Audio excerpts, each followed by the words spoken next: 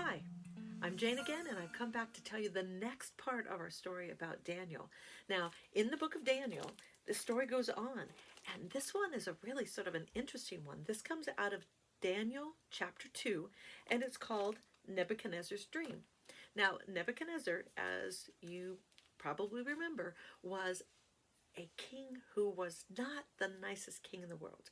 He thought he was sort of all that. He thought he was like the head honcho. He was like in charge.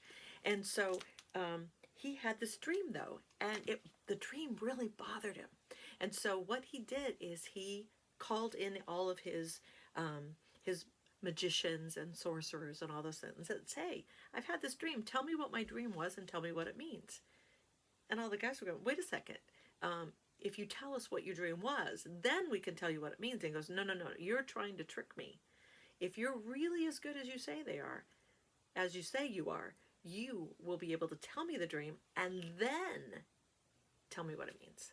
And they're going, "We don't know. We have no clue what your dream was." And he said, "You've been tricking me. You've been trying to convince me that you are so great and wonderful when you really don't know anything." So he said, "I'm going to get rid of all you wise men. I'm just going to kill every wise man, every sorcerer, every magician in the whole country." Well, one of those people who was known for being wise was Daniel. We mentioned him in our last talk. So Daniel, when the guards came to get him, he said, "Whoa, wait a second, what happened? Why am I in trouble?" And he said, the guard said, "Because the king had a dream. Nobody can tell him what the dream was or tell him what it means, so he's just going to get rid of all the wise men." And Daniel said, "Wait a second, I haven't had a chance to do anything like this." And so what he said is, how about if I have a chance to do that? How about if I have a chance to interpret it? So what he did is he said, "I will come before the king and I will try to tell him what his dream was." So the guard said, "Okay, I'll give you a chance at this." So Daniel returned to his house and explained his matter to Shadrach, Meshach, and Abednego, and he urged them to plead for mercy from God of heaven concerning this mystery, so that he and his friends might not be executed with the rest of the wise men of Babylon. And during the night, the mystery was revealed to Daniel in a vision. And Daniel praised God of heaven and basically said, "God, you are in charge. You know everything. You know everything about us. Thank you so much for letting me know what this dream is." So God answered his prayer. God likes to answer our prayers. He likes us to pray to him, and he likes to answer those prayers. Sometimes he doesn't always answer the way we expect him to, but God always answers. And so when he went to the king the next day, he said, "I can now tell you what your dream was." And he said, "But no wise man, enchanter, magician, or diviner can explain to the king the mystery he has asked about, but there is a God in heaven who reveals mysteries.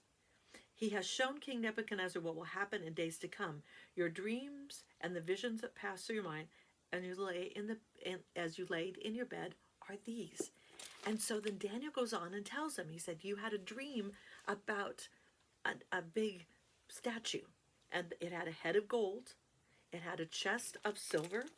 It had a stomach of of of bronze, belly of iron, and its feet partly of iron and partly of clay. And then this rock that was just like, I don't know, just came out of heaven, and it was not made by human hands. It was just like this big rock fell out of heaven and came down and just smashed up the statue."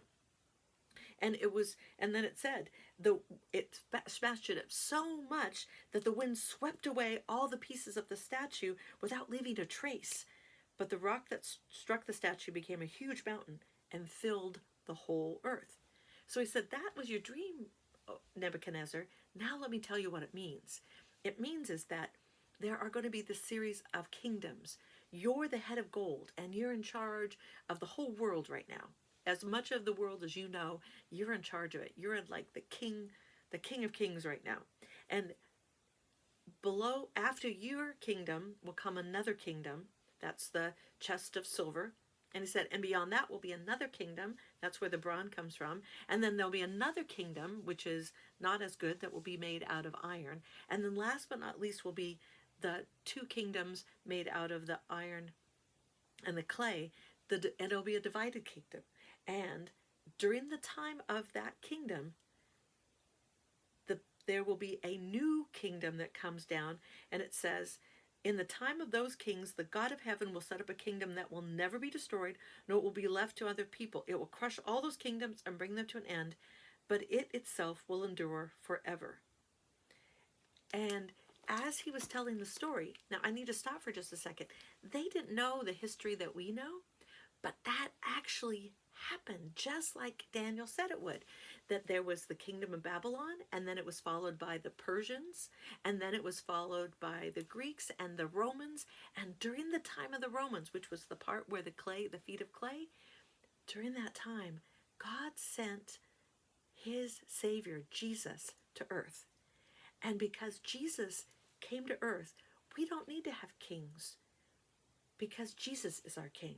Now we have countries and we live in places that we have leaders who hopefully lead our countries in good and wise ways. But you know what? They're people, and people make mistakes. But God says, I am your king, and I am your leader, and I will take care of you. And so during that time when Jesus came to earth, he set up a kingdom that will never, ever end.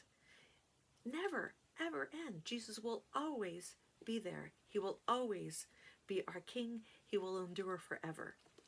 And that's what like I said, we know the history and we know what's going to happen.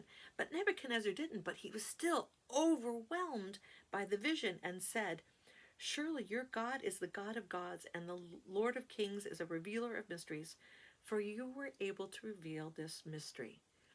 Nebuchadnezzar went from a guy who said, I don't believe in your God, to noticing that God made Daniel, Shadrach, Meshach, and Abednego different. Now he's saying, not only did he make you different, he is the Lord.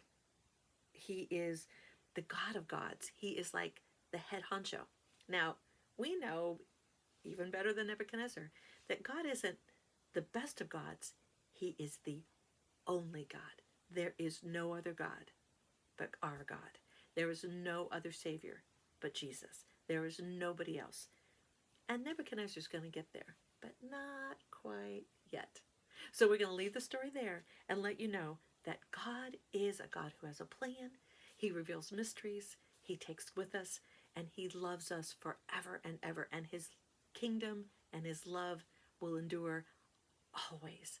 There is no end to God and his love for us.